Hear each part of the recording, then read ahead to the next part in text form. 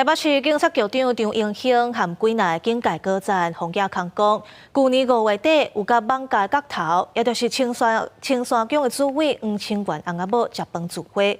张英兴背回讲是议员邀请伊参加公务参会，伊事先唔知影黄清源会来。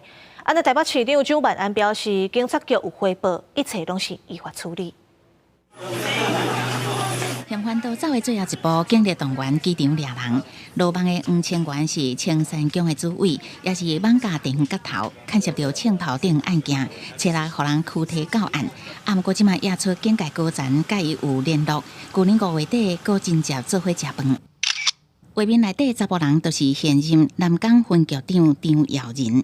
代志发生迄当时，是台北市警局的公关室主任，参加参会人也包括万家分局长董欣欣，连台北市警局局长张英兴，也有台北市民政局长陈英德拢在场。我事前完全不知道黄清源会在场，而且那我是第一次偶遇到他，坐在那边也如坐针毡。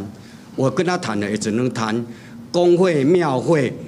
对于未来这个青山王公祭的这个安全维护，我是事前知情的。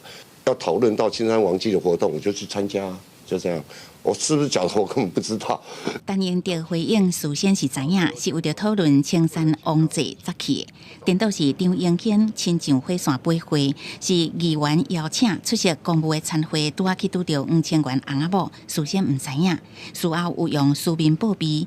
请食饭的台北市议员陈建中初到完后出面说明，是万家在地人拜托讨论活动的相关补助加治安的维护。那事先并不知双方有谁一定会到，有谁一定不会到。我觉得对警察局长，我再三说，真的很抱歉。我想一切我们就依法依规定，该怎么处理就怎么处理。乌白两道共道食饭，引起外界对质疑的声音。台北市长蒋万安回应，相关的情况，警方拢有汇报，一切拢是依法照规定处理。